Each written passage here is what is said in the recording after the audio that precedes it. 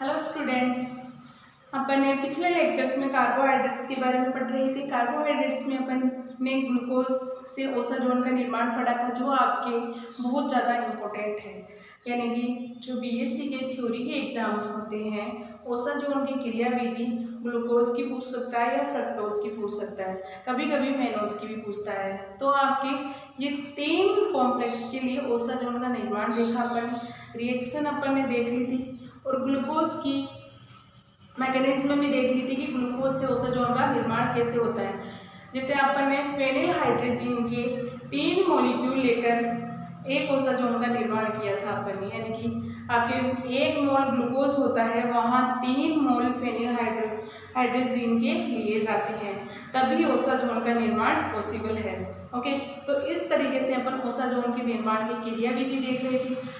आज अपन फ्रक्टोज के ओसाजोन पढ़ेंगे अपन, यानी कि फ्रक्टोसाजोन देखेंगे कि इसकी क्रियाविधि कैसे होती है। अपन ने ग्लूकोज में देखा कि phenyl hydrogen, first phenyl hydrogen यानी कि फर्स्ट स्टेप के अंदर जो एक फेनिल हाइड्रोजन था वो अटैक आपके कार्बन 1 पर ही कर रहा था, लेकिन फ्रक्टोज की क्रियाविधि कुछ अलग है। वो किस तरीके से है वो आज अपन स्टडी करेंगे। ओके, और आज अपन देखेंगे कि ग्लूकोज का फ्रक्टोज में रूपांतरण देखेंगे, अंतर परिवर्तन, कि किस तरीके से ग्लूकोज फ्रक्टोज में कन्वर्ट होता है और फ्रक्टोज ग्लूकोज में कन्वर्ट होता है। ओके, देखेंगे कि फ्रक्टोज से ओसाजोन का निर्माण किस तरीके से किया जाता है। देखो, आपके ग्लूकोज के अंदर भी फेनिल हाइड्रोजन ही लिया जाता है और फ्रक्टोज में भी फेनिल हाइड्रोजन ही लिया जाता है। फेनिल हाइड्रोजन से किस तरीके से ग्लूकोज बनता है और फ्रक्टोज से ओसाजोन का निर्माण किस तरीके से होता है और फ्रक्टोज से किस तरीके का। देखो, प्रोसेस लगभग सेम है, मैकेनिज्म में थोड़ा डिफरेंट है ना। बनता है दोनों में ओसाजोन ही, लेकिन बोलने का ग्लूकोसाजोन फॉर्मूला लगभग सेम है, लेकिन फेनिल हाइड्रोजन का अटैक करने का तरीका अलग है। यानी कि आपके ग्लूकोज में कार्बन 1 पर अटैक कर रहा था, इसमें कार्बन 2 पर अटैक करता। ओके, तो देखो, जब फेनिल हाइड्रोजन का 1 मोल ग्लूकोज पे अटैक करवाया जाता है तो यहाँ से क्या होता है, वाटर रिमूव होता है। वाटर रिमूव होने पर क्या बात है, क्या है कि इसमें फेनिल हाइड्रोजन यहाँ ऐड हो जाता है और यहाँ से क्या हो गया, वाटर रिमूव हो गया।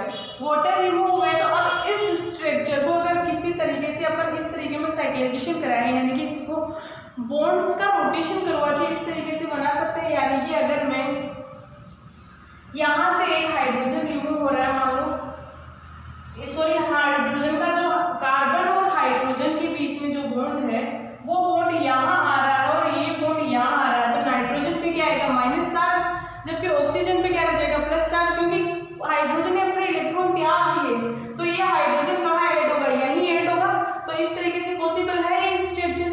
अगर इस स्ट्रक्चर के अंदर अपन पाइप अगर बॉन्ड्स का रोटेशन करवाएं, यानी कि बॉन्ड डीलोकलाइज करवाएं, जैसे रेजोनेंस में करवाते हैं, उस तरीके से तो क्या करें, ये पाइप और कार्बन और नाइट्रोजन के बीच में आ जाएगा और जो ऑक्सीजन और हाइड्रोजन के बीच का वो यहाँ चला जाए, कार्बन और ऑक्सीजन के बीच में आ जाए, और जो नाइट्रोजन का था वो ब्रेक हो जाएगा। तो आपके क्या होगा, एनेलिन तो रिमूव हो जाएगा और इस तरीके से संरचना बन जाएगी। अब आपके क्या होगा कि अगर ये संरचना हो गई, अब वापस से फेनिल हाइड्रोजन की रिएक्शन करवाएंगे तो यहाँ अटैक करेगा, यहाँ अटैक करेगा तो क्या होगा, यहाँ से वाटर रिमूव हो जाएगा। वाटर रिमूव होगा तो क्या होगा, ये स्ट्रक्चर प्राप्त हो गया आपकी। अब वापस से एनिलीन का रिएक्शन करवाते हैं तो यहाँ से क्या होगा, अमोनिया रिलीज हो जाएगा, यहाँ से अमोनिया रिलीज होगा तो आपके फ्रक्टोजासन बन जाएगा, यानी फ्रक्टोज का निर्माण हो जाएगा। ओके, तो इस तरीके से अपन ने देखा कि ग्लूकोज में अलग तरीके से कर रहा था रिएक्ट और फ्रक्टोज में अलग तरीके से कर रहा था। ये हो गई आपके रिएक्शन मैकेनिज्म, हो गई दोनों की कंप्लीट हो गई। मोस्ट इंपॉर्टेंट है आपके ये दोनों रिएक्शंस। ओके, तो दोनों को अच्छे से याद कर लेना। ओके, तो अपनी ये कंप्लीट हो गई। अब अपन देखेंगे कि ग्लूकोज को फ्रक्टोज में किस तरीके से कन्वर्ट किया जा सकता है, क्या मैकेनिज्म होगी उसकी, वो सब अपन स्टडी करेंगे। ओके,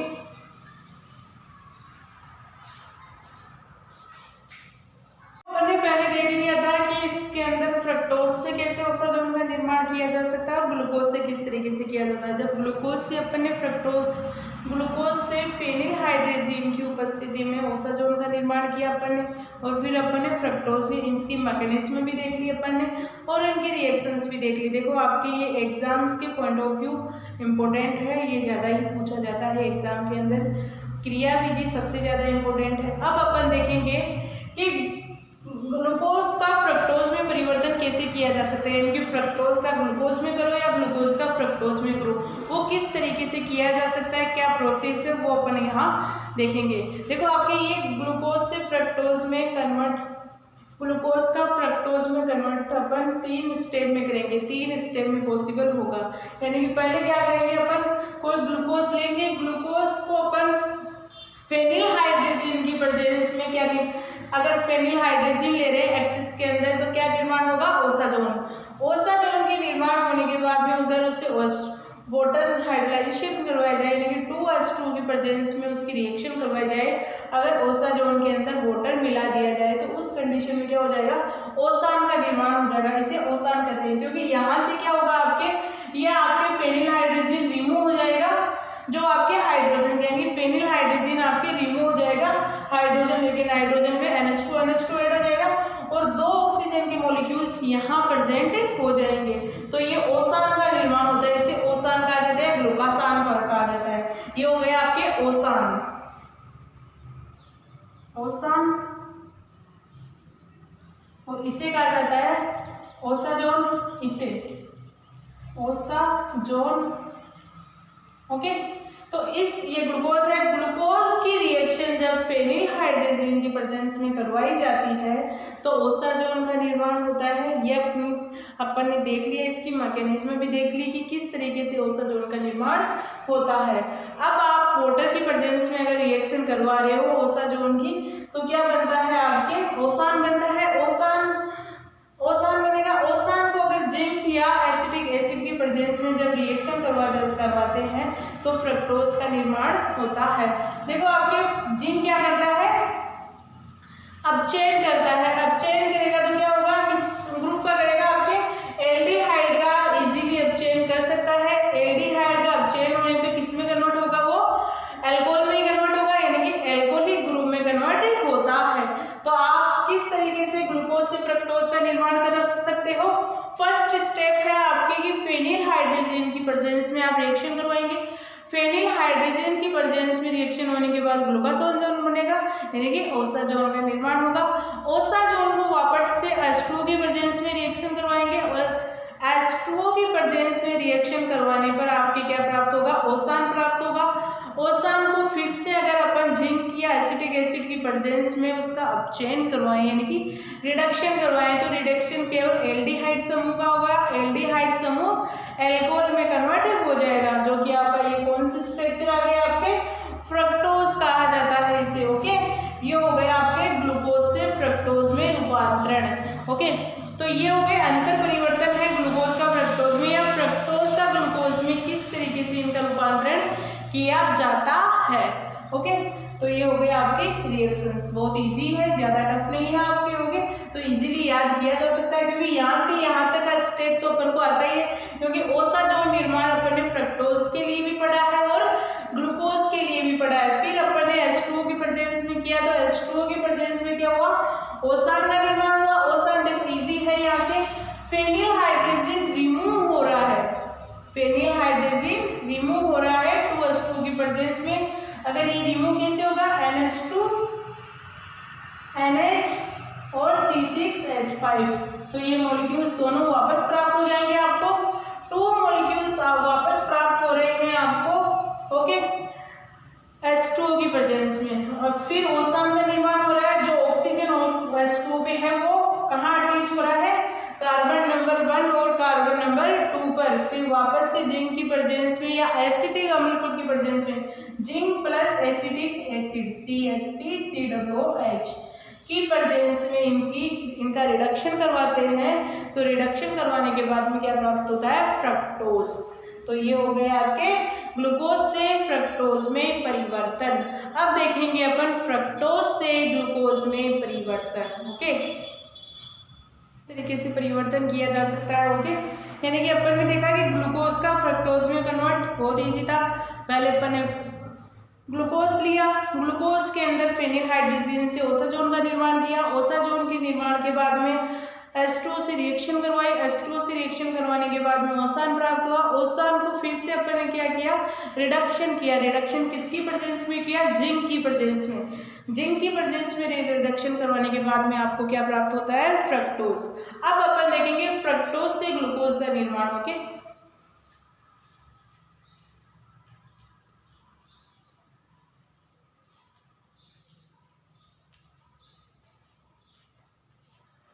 फ्रक्टोज से ग्लूकोज का निर्माण किस तरीके से किया जा सकता है। देखो फ्रक्टोज में क्या होता है, कार्बन नंबर 2 पर कीटोनिक समूह प्रेजेंट होता है। अब अपन क्या करेंगे, H2O या निकिल की प्रेजेंस में, H2 निकिल की प्रेजेंस में उसका अपचयन करवाएंगे। यानी कि आपने निकिल क्या करता है, हमेशा अपचयन करता है, जिंक भी अपचयन करता है, निकिल भी अपचयन करता है। पहले अपन क्या करवाएंगे, रिडक्शन करवाएंगे, फिर बाद में अपन ऑक्सीडेशन करवाएंगे। इस रिएक्शन के अंदर रिडक्शन करवाएंगे निकिल की प्रेजेंस में, तो निकिल क्या करेगा, इसमें कार्बन नंबर 2 का क्या करेगा, रिडक्शन करेगा। रिडक्शन करेगा तो क्या होता है, रिडक्शन क्या होता है, हाइड्रोजन का ऐड होना। तो हाइड्रोजन ऐड हो गई अपने पास, हाइड्रोजन का ऐड होना रिडक्शन कहलाता है। निकिल की प्रेजेंस में रिडक्शन हो गया निकिल। अब इसका अपन क्या करवाते हैं, ऑक्सीडेशन। ऑक्सीडेशन करवाते हैं अपन H2O2 प्रोक्साइड, हमेशा ऑक्सीडाइज करता है। प्रोक्साइड हुआ, KMnO4 हुआ, OSO4 हुआ, ऑस्मियम टेट्राऑक्साइड हुआ, है ना। ये सब रिएजेंट मोस्टली आपके क्या कराते हैं, ऑक्सीडेशन करवाते हैं किसी भी रिएक्शन के अंदर। जबकि निकिल, जिंक, जो भी लेड हुआ, प्लेटिनम हुआ, ये सब आपके क्या करवाते हैं, अपचयन करवाते हैं। तो ये क्या करवाएगा, ऑक्सीडेशन। ऑक्सीडेशन किस का करवाएगा, CH2OH का। CH2OH का ऑक्सीडेशन करवाएगा। ऑक्सीडेशन करवाएगा तो CHO यानी कि हाइड्रोजन का हटना ऑक्सीडेशन ही कहलाता है। तो ये हो गया आपका ग्लूकोज का निर्माण। तो अपन फ्रक्टोज से ग्लूकोज इजीली प्राप्त कर सकते हैं। ये हो गया फ्रक्टोज, फ्रक्टोज से ग्लूकोज, ये हो गया ग्लूकोज। तो फ्रक्टोज से ग्लूकोज किस तरीके से बनाया जा सकता है, पहले फ्रक्टोज को निकिल या हाइड्रोजन की प्रेजेंस में क्या करवाएंगे, रिडक्शन करवाएंगे। रिडक्शन करवाने के बाद में उसका ऑक्सीडेशन करवाएंगे। ऑक्सीडेशन करवाने के बाद में अपन को ग्लूकोज प्राप्त होता है। ये हो गए आपके रिएक्शंस, फ्रक्टोज से ग्लूकोज का निर्माण। अब अपन इस तरीके से दो प्रकार की रिएक्शन पढ़ चुके हैं। फर्स्ट है आपके ग्लूकोज से फ्रक्टोज का निर्माण, सेकंड है आपके लिए फ्रक्टोज से ग्लूकोज का निर्माण। ये हो गए अंतर परिवर्तन। आपके अंतर ऐसे पूछ सकता है एग्जाम में कि ग्लूकोज फ्रक्टोज के अंतर परिवर्तन की रिएक्शंस बताइए। ओके, तो आपको दोनों रिएक्शन आनी चाहिए कि ग्लूकोज से फ्रक्टोज कैसे बनाया जा सकता है या फ्रक्टोज से ग्लूकोज कैसे बनाया जा सकता है। ओके, तो ये हो गया आपके स्टेप कैसे इनका इंटर कन्वर्जेशन। ओके, किस तरीके होगा, ग्लूकोज का फ्रक्टोज में,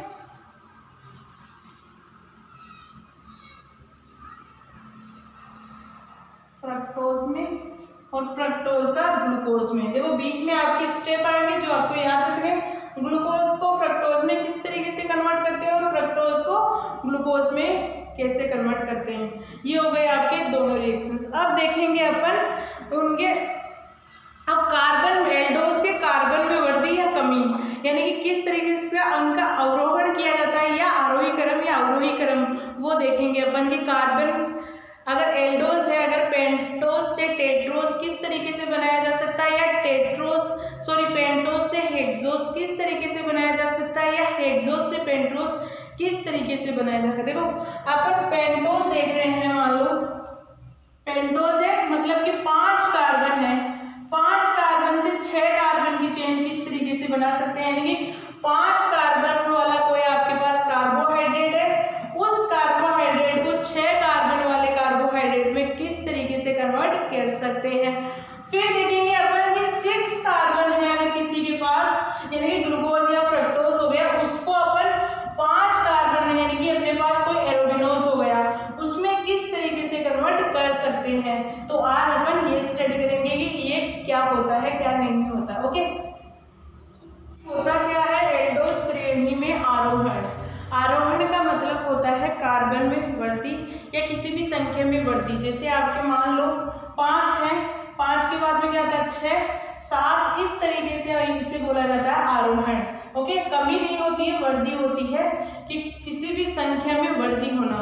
अगर अपन केमिस्ट्री में देख रहे हैं, किसी रिएक्शंस में देख रहे हैं, तो यहाँ कार्बन से रिलेटेड देखेंगे, यानी कि अपन कार्बोहाइड्रेट्स देख रहे हैं तो कार्बोहाइड्रेट्स में क्या देखेंगे कि कोई एल्डोज है। एल्डोज का मतलब है आपके कीटोज नहीं है। देखो, एल्डोज का मतलब है किसी भी कार्बोहाइड्रेट में क्रियात्मक समूह कौन सा होगा, एल्डिहाइड, उससे कहा जाता है एल्डोज। तो एल्डोज का मतलब हो गया कि कोई एल्डिहाइड समूह होगा उसमें, तो उसमें कार्बन की संख्या में वृद्धि किस तरीके से करेंगे, यानी कि अपने पास कोई टेट्रोस है, मान लो कोई टेट्रोस है, उसे पेंटोस में कन्वर्ट किस तरीके से करवाएंगे। और अगर आपके पास पेंटोस है,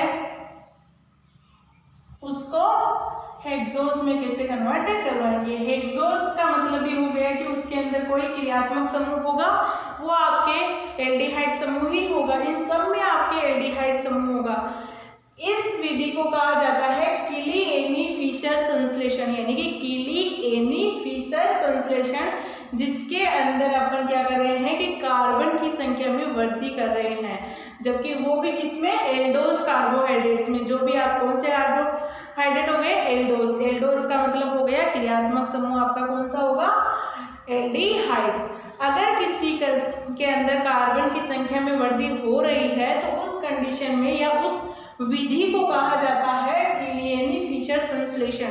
ये सिंथेसिस है आपके, किसका सिंथेसिस कर रहे हैं यहाँ पर, टेट्रोस का पेंटोस में या पेंटोस का हेक्सोस में, यानी कि कार्बोहाइड्रेट के संश्लेषण के अंदर एक विधि होती है किली-एनी-फिशर संश्लेषण। अगर आपको मान लो ग्लूकोज बनाना है, ग्लूकोज में एल्डिहाइड कौन सा हो गया आपके, सॉरी क्रियात्मक समूह कौन सा हो गया, एल्डिहाइड। तो अगर अपन को टेट्रोस से हेक्सोस बनाना है तो पहले क्या करना होगा, टेट्रोस को पेंटोस में कन्वर्ट होगा, यानी कि इस टेट्रोस के अंदर भी क्रियात्मक समूह कौन सा होगा, एल्डिहाइड ही होगा, और पेंटोस में भी कौन सा होगा, एल्डिहाइड ही होगा।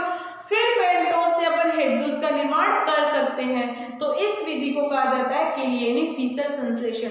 जैसे अगर आपको कार्बन कम करने हैं, मान लो पेंटोस से हेक्सोस करने, सॉरी पेंटोस को टेट्रोस में कन्वर्ट करना है, तो उस कंडीशन में अलग अलग विधियां होती है, रफ विधि होती है एक आपकी। यह आपकी विधि इंपॉर्टेंट है, पूछ सकता है कि एल्डोज श्रेणी में आरोहण करने के लिए कौन सी विधि यूज की गई है, किली-एनी-फिशर संश्लेषण। किली-एनी-फिशर संश्लेषण क्या होता है कि ये कार्बन की संख्या में वृद्धि करती है, कि कोई कार्बन होगा उस संख्या में उसमें इंक्रीज होगा, यानी कि कार्बन की संख्या में वृद्धि करती है, नंबर ऑफ कार्बन इंक्रीज करती है ये। यानी कि टेट्रोस से पेंटोस में, पेंटोस से हेक्सोस में निर्माण करने के लिए जो विधि काम में ली जाती है उसे किली-एनी-फिशर संश्लेषण कहते हैं।